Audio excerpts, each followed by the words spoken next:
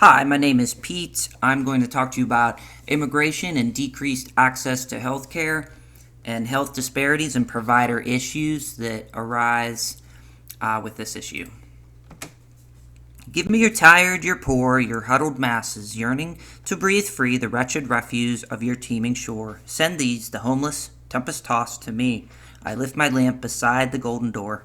These are the words made famous in the poem written by Emma Lazarus, which is engraved at the base of perhaps our greatest national symbol of welcome, the Statue of Liberty. Many individuals and families who desire to live in the United States will do so outside of the legal system. There are approximately 10.5 million individuals who are currently living in the United States. These families and individuals will face a number of challenges, one of which is that of decreased access to health care. The Office of Disease Prevention and Health Promotion describes healthcare access as a leading indicator of health. According to the U.S. Census, in 2019, over 55% of individuals in the United States obtain their health care coverage through an employer. Undocumented immigrants typically do not have access to this benefit. Additionally, they are often not eligible for health care offered by the various states as forms of Medicaid. Even aside from access to health coverage, many undocumented individuals indicate that they would delay seeking care due to fears surrounding immigration enforcement. Legal immigrants with family members who are undocumented may even avoid health care contact due to fears surrounding immigration enforcement. This is known as the chilling effect.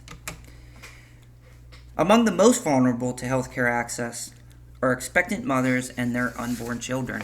Expecting mothers who are not documented are at an increased risk of complications, some of which may affect the mother and the child for the rest of their lives.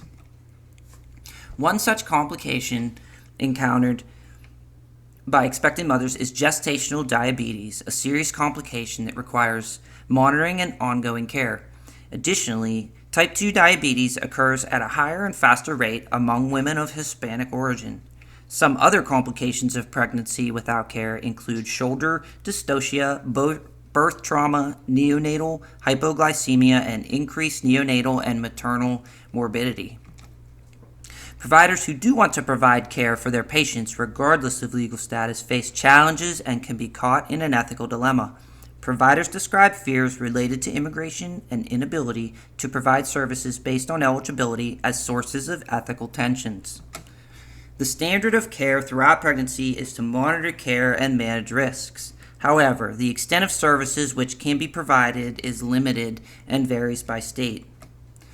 One strategy that some providers employ is to use the Emergency Medical Treatment and Active Labor Act, which requires that all healthcare facilities that receive Medicare funding assess and treat all patients who present to an emergency room in an emergent state or in active labor without ascertaining immigration status or ability to pay. Oftentimes, this might be the only way for undocumented individuals to see a specialist.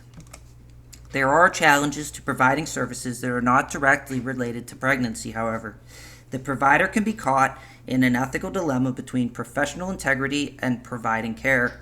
The current system forces providers to bend the rules in order to provide care. Organizations, including the American Nurses Association, hold the position that undocumented immigrants should have access to health care. In 2010, the ANA reaffirmed its long-standing position that health care is a basic human right for all people and issued a resolution stipulating that all individuals living in the U.S., documented or not, should have access to health care. The best solution may be to reconcile the policies with the professional practice norms of the healthcare workers who must carry them out. Organizations, including the ANA, hold the position that undocumented immigrants should have access to care. The ANA concludes that healthcare for all individuals, regardless of legal status, will actually lower the cost of healthcare overall, stating what is often missing is an analysis of the overall consequences of not providing basic care to the whole population living in the U.S.